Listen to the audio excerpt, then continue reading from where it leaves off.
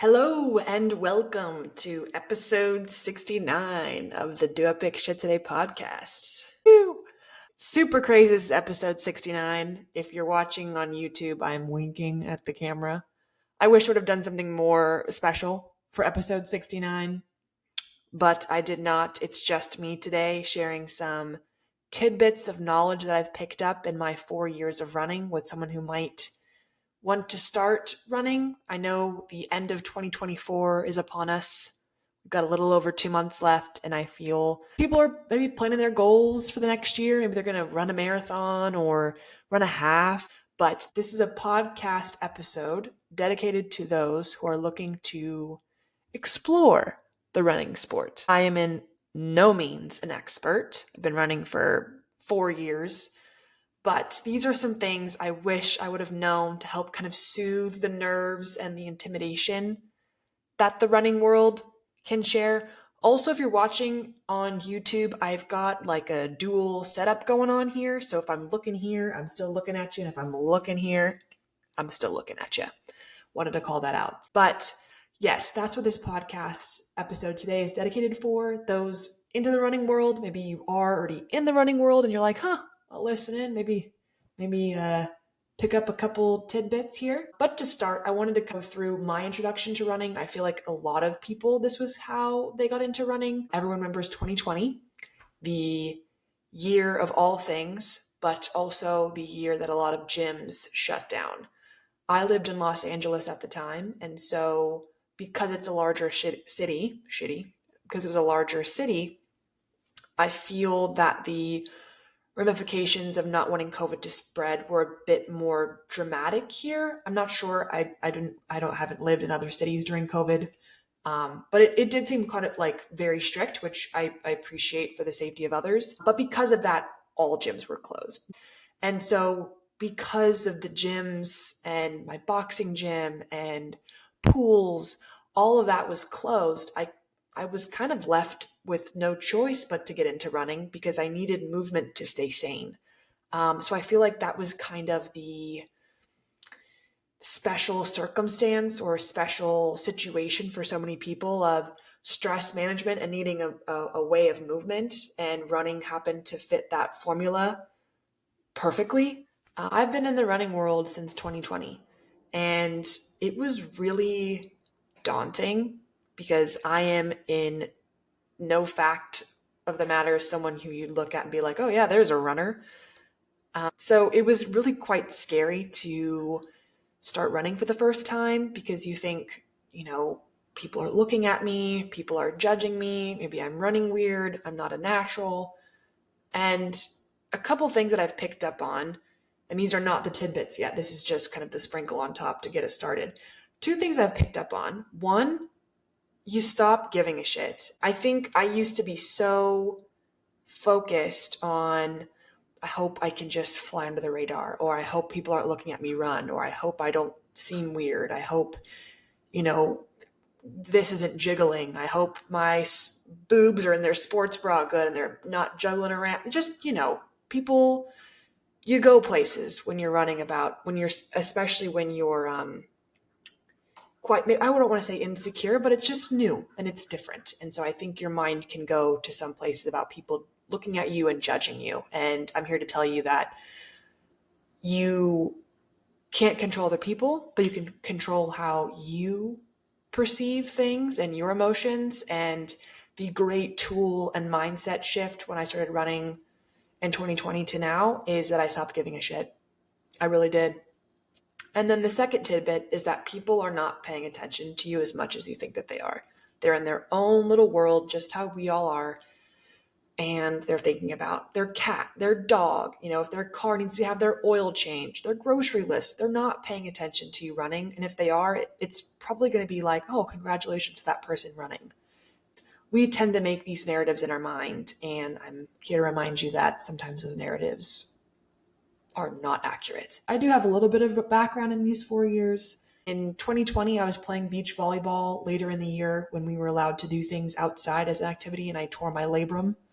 And I had to have surgery, and that was the a pivotal moment because it was, okay, how do I navigate this injury and my mental health and my mental space? And I remember just thinking like, okay, I need some sort of benchmark to keep my eyes on so that I can have this surgery, start rehabbing, and then I can start training for this race or this event or something. And because I had done a little bit of running earlier in 2020 because of COVID, my first race was in 2020 at the end. It was the Long Beach Half Marathon, and I learned so much from that.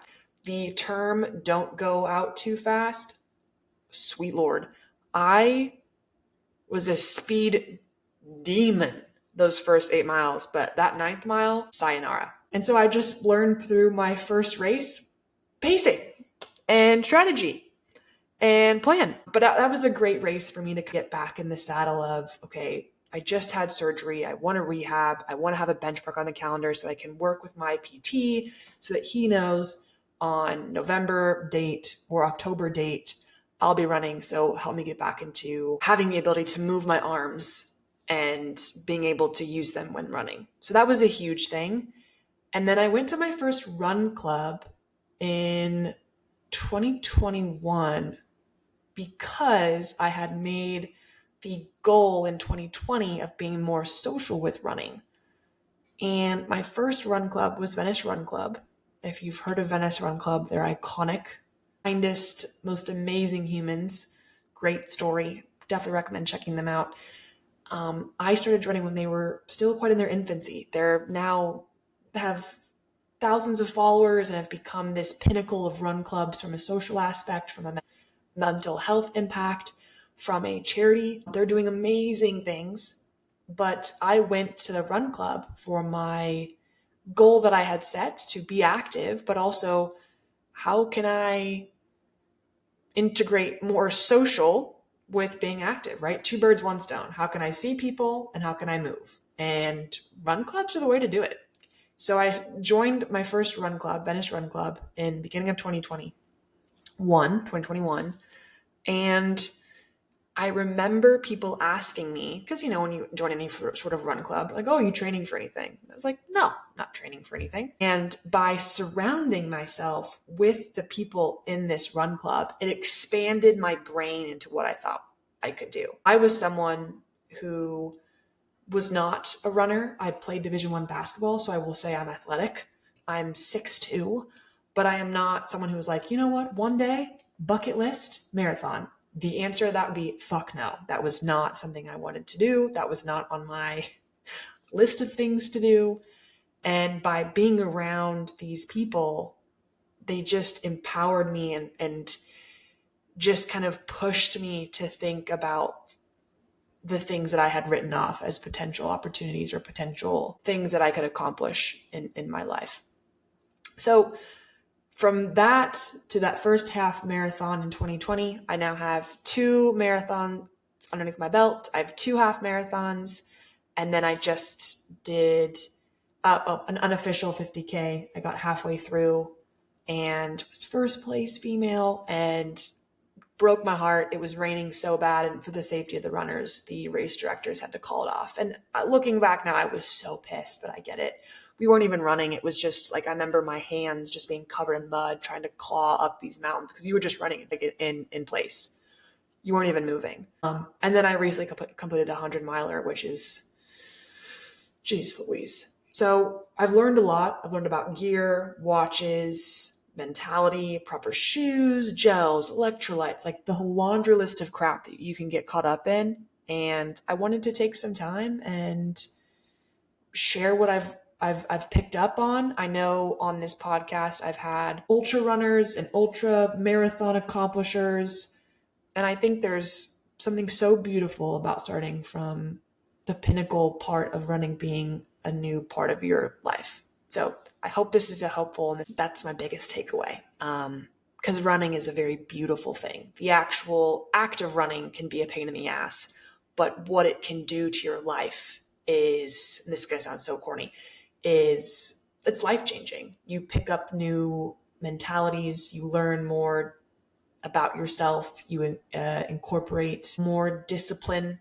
into your life because of what running can do from a mental standpoint, from a physical standpoint, from what you think is possible. It's a vehicle that allows you to expand who you are as a human, but it's also completely yours. No one else can touch your running space. No one else can intrude in what you want to do. It's a blank canvas and you get to do whatever you want with it. And that's what's so cool about running. So without further ado, with the longest intro in man history or woman history, let's jump in.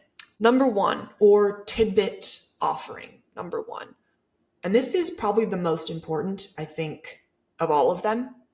Tidbit one is there is no, I say this strongly and firmly, there's no such thing as a runner's body. I am here to tell you, if you run, whether that's down the driveway and back, if it's a marathon, ultra marathon, whatever, if you run and you have a body, you have a runner's body. It's that simple. This is one of my biggest hurdles that I went through when I started running. I'm 6'2", I'm lanky as hell. My running form was crap. I picture kind of a giraffe through the forest, just trying to find its way. That's pretty much how I can describe my running form. And I think I let that bother me and take over. I would go for a run outside and I would see someone and I would stop and I'd walk really fast because I didn't want them to see me running. And then I would run again when they would walk by. And then eventually it just got to be ridiculous because I was running, walking. It's like, this sucks.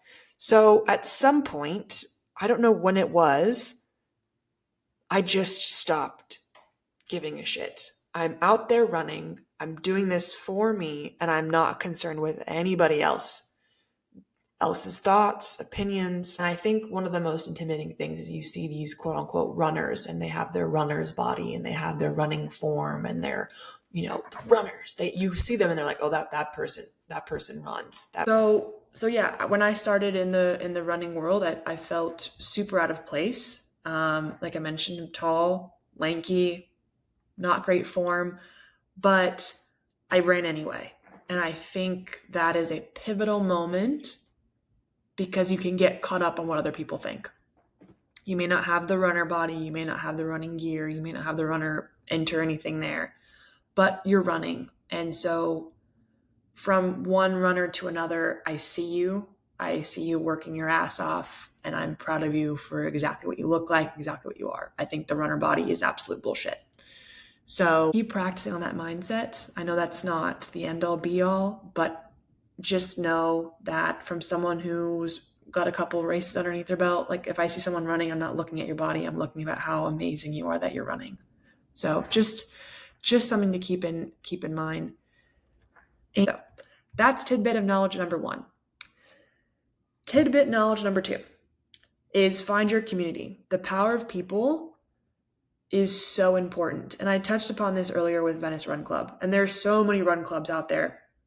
I even just Googled for shits and gigs and was like, how many run clubs are there in the United States?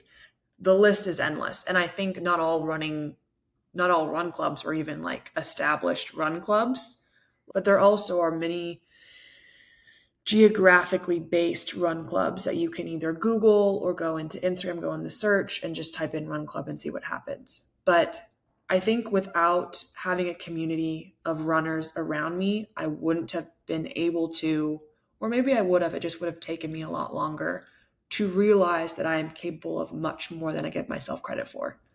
When you surround yourself with people who are dreaming big and doing amazing things and doing scary things and setting massive goals and accomplishing those goals, it starts to rub off on you. And so coming into this run club in beginning of 2021, riding off a marathon being something even possible for me. People would ask oh, are you training for LA marathon in March? And I was like, fuck no, I did a half. That's as far as I'll ever go. I'm not doing a marathon. That's too long. No way. And just through watching everybody else train and watch people talk about how hard it was, but then they persevered and they pushed through it. I don't think I was never peer pressured. I would say I was positively influenced, but it does rub off on you. You start to see hey, well, that person did it and I mean, I do the same runs that person does. Why couldn't I do it? Like, it gets your brain just starting to think like, well, why couldn't I? It's not right out the gate where it's like you step your toe into a run club and it's like, oh, marathon for days. No, it's very gradual, it's very organic. But regardless, it's the people that you surround yourself by that are going to project you in the most positive light.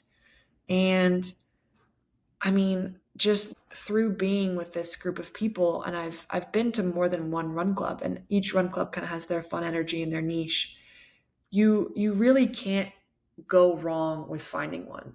If, let's say, you don't make any friends, you didn't really vibe with the run club, you got to run in. So you at least took that away. But what can happen, the pros of going to a run club are exponentially longer than the cons because you're surrounding yourself by people who can empower you to do more. So I think power of people in your community is massive here. And I give a lot of credit to what I was able to accomplish in this year, these last couple of years with setting goals and fitness goals and dreaming big. And, this 100-mile, like, why the fuck couldn't I do this? I've seen other people that are doing this. Why can't I? That mindset shift or just openness to even thinking that would be a possibility is because of the people I surrounded myself with. And I give a lot of what I could do with my running space because of those people. So highly recommend. Like I mentioned, get your ass in Google. Instagram, if you go to like the search bar and type in run club and put your city, you can find a lot there. I think like LA alone has, like, there's Venice Run Club, Good Vibes, Run Tech, Koreatown Run Club. I think it's Koreatown Run Club. There's an insane amount of run clubs. So I can't imagine how many there are throughout the US, but I know there's probably one around you. And a lot of gyms also have run clubs too. Like, ask your gym. If your gym's open and they have, a group of people, ask your gym, like, hey, do you guys have a run club? 9 times out of 10, they probably do. Or maybe you even could be a part of starting one. Who knows? Okay, tidbit number 3. With running comes discomfort. And I think as humans, we've been not trained, but we've been aware that when we're uncomfortable, that means we need to stop. Like, that's our stopping point, is when we get uncomfortable. And I'm here to tell you, that's when you thrive. When you push yourself harder, that's how you get better.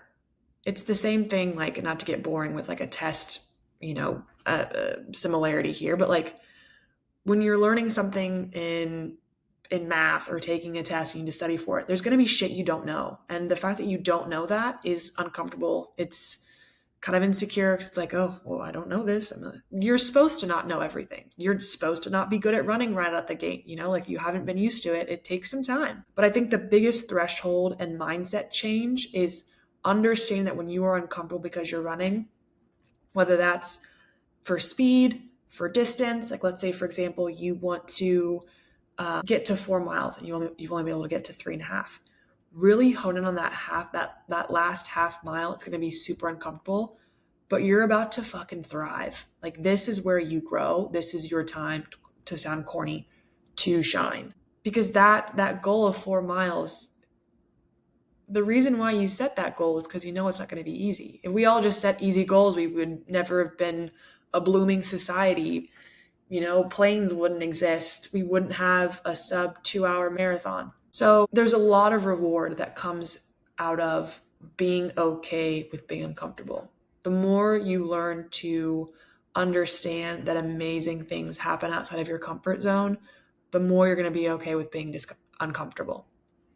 And I got super nerdy and did some stat grabs on people who run a marathon, because I think this is so interesting.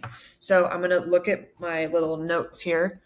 So there are approximately, and if you're listening in the US, this is for you. If you're not in the US and you're listening to this, I'm sure I can provide other stats for you to help kind of spark that fire under your ass to get you going.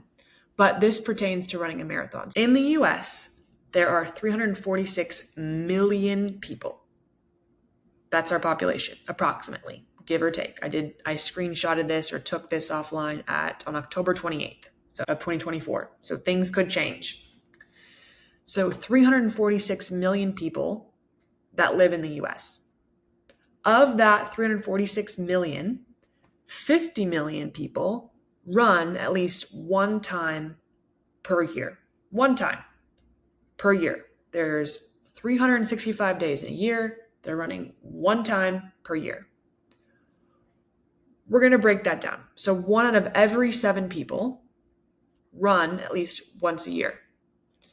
But of those people, only 0.05% of the US population has completed a marathon. So 346 million people, 0.05% have completed a marathon. 0.05 of the US population is 337,000 people. So remember that stat that I mentioned about how many people run once a year? So 50 million people run once a year, but 337,000 of the US population complete a marathon. So that goes to show you, anyone can go out for a run, but it takes taming the uncomfortable to get to your goal. 50 million people go for a run.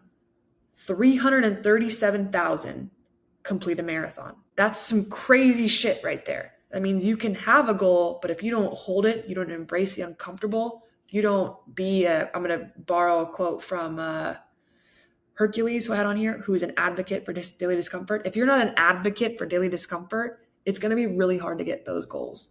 But I just thought it was such a cool stat to share that 1 in 7 people in the US run once a year. Of those 1 in 7, that 50 million people, only 337,000 complete a marathon. Anybody can run, not everybody can do a marathon. Which one are you? So that was super cool. So thank you for bearing with me on that super rad stat. But to paraphrase, achieving your goals lies outside your comfort zone. If you're comfortable, your goals are not big enough. I'll leave you with that. Next tidbit. The best time to start running was yesterday. The next best time to start running is now. I don't think it's necessary to wait till the end of the year. I don't think it's necessary to wait till the end of the month. There is no better time to start than now. Something really great about running to add to the list is that you don't need a lot. You don't need a court. You don't need a ball. You don't need another person. You don't have to rely on anyone to run. It gives you a sense of freedom. So there isn't really going to be a banner that drops from the sky that says, today you will run. That doesn't happen. It's not going to happen. It's up to you. And so your progression, whether it starts today, tomorrow, or sadly, if you don't ever go for a run, it's entirely based on your decision to start. No one is coming to pull you off the couch, help you change into workout gear, and put running shoes on. It's entirely your choice. And the kicking of your own ass into gear comes from you. And that's really the coolest part about running. And like how I talked about it earlier, it's a blank canvas. You can be the best runner that you want to be because it's entirely your control. Entirely. No one is impeding in your running space. No one, like you can have coaches that help you. You can watch YouTube videos about speed workout. You can go to a form specialist. Sure, enhancers. But if you take all that away, running is one of the only things that that has the ability to just be just yours. No one else's. No one can touch your running shit. No one can touch your running times, your discipline, your mentality. That's all you, baby. That's all you. It doesn't have to be a massive run. It could be a trot down the driveway. It can be running to get the mail. It can be a 4-mile run. You could be like, fuck it. The first run ever is going to be a run, walk, marathon. But there's something so beautiful in starting because, like I mentioned, you can't go back. You can't say, oh, I wish I would have started yesterday. But you can control what you do today. And so that's why the name of this podcast is Do Epic Shit Today. It's to emphasize today. You're in control of your day. And so if it's a goal of yours to start running, there's no time like the fucking present. My last tidbit is you don't actually need all the gear that you think you do. The running culture is very expressive. It's very vast. There's lists of things that you could buy and get, and maybe even you think that you need. And I'm here to tell you that you don't. There's two things I'd recommend just to get started. And the first one is a pair of shoes. Now, if this is your first time running, I don't think you need to go out and buy $200 shoes. You can, if that's what helps get the fuel under your butt to get you to go run. You definitely can. But if money is tight and you have a nice pair of trainers that you can maybe go for a mile in, right? This is if you're new to running. I feel like everyone has a pair of shoes. They don't have to be brand spanking new. Maybe they're sitting in your closet. But something that can allow you to move. As you become more of a everyday runner, that's when it's like, okay, now it's worth investing the $100, $200, whatever shoe you want to buy, then I would recommend investing that money. But I don't think if that's what you're hung up on is like, oh, I don't have a proper pair of running shoes and you're new to running, you've never run before, I recommend like, let's get like you running 3 times a week for 2 weeks in the trainers that you have. Maybe you're going like for 1-2 mile runs. And then you can look at shoes. If that's what's catching you up on going for a run, I don't think it should. I think you can find other alternatives. I don't think you need much more than just some simple trainers just to get you started. I do recommend at some point, if you are increasing your mileage, that you go into, a shoe store. I think they have there's Feet Fleet here in LA, in California. But what they do is they take a mold of your feet and they recommend shoes for you based on how you run. So I don't even know what type of runner I quote unquote am, but I know I've suffered with Achilles tendonitis before in the past when I played basketball. So much so that I had like cardboard cuts and things put in underneath my heel so my heel wouldn't go down all the way. Just through the years, I've picked up on that. And then I've also gotten my feet looked at by like Feet Fleet, and they've kind of seen how I run. I don't pronate. I'm pretty neutral, but I do have a little bit of a bounce. And so I have shoes that have higher heel drops. So that means that the heel is a little bit higher than the ball of your feet or where the toe would be, just to take some of the pressure off of your Achilles. So your shoe would look straight, and mine has just a little bit more of a dip towards the toe, and it's called a heel drop. So that's just some things you can pick up on. But just to get started, I don't think you need to spend $200 on a pair of shoes right away. The second thing is if you don't have a watch already, like an athletic sports watch, they do have running apps. And this is cool just because you can see your progression. I think it's really cool to look at, okay, my first mile ever was, 10-minute mile. Now, a week later, I'm down to 9:45. Like that 15 seconds difference is going to help kind of create a snowball effect. Like you see improvement, you want to improve some more. And so if there's a way for you to see that so that you can see it and see like, hey, this hard work is paying off, I recommend trying to find a tool that can give that to you. A couple of apps that I'll list off, I just grabbed them from Google. There's an app called Runkeeper. I used to start with that before Strava was a thing. Now there's Strava app. It's basically you can just go on your phone, smartphone, you hit start, and then you can put it in your pocket, and then you go for a run, and it tells you, your speed and your time. Then you stop, and you can have something to kind of compare and contrast. Strava, you can keep it private or public. So if you want to find friends, and you can make your Strava account public and see what other people are doing, or you can make it private. And then Runkeeper is usually pretty private. I'm barely certain. I haven't spent a whole bunch of time there. But those are the two apps that I've used personally and really like. And then if you want to watch, they do have, they being the world, there's an insane list of watches out there that range from all types of price points. I actually took like a couple minutes and did some research on Amazon. If you just type in smartwatch for running, there's watches in there from 50 to 100. There's the Garmin, there's Apple that are a little bit higher up on the price range. It's just what's important to you. But I think a pair of shoes that you can run in and either some sort of way to see your progression, or that's app or a watch, are two things I would recommend.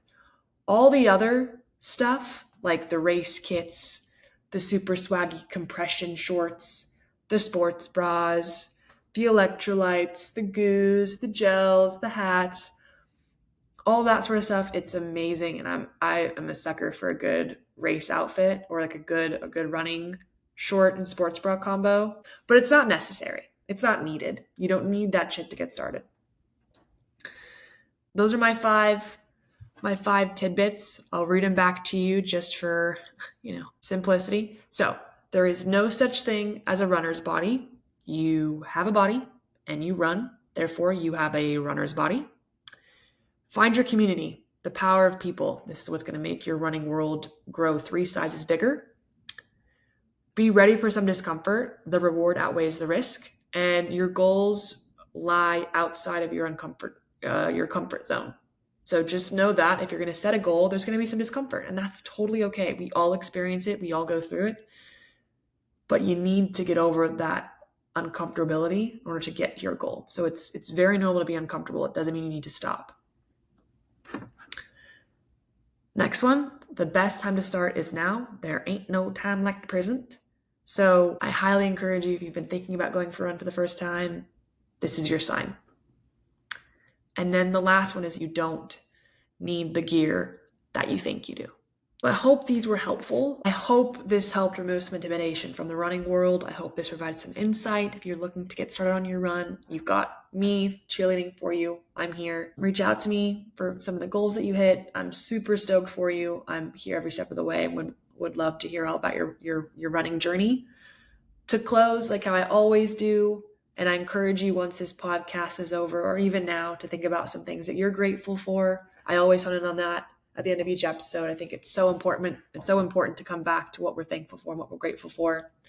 So I'm actually going to do, back up.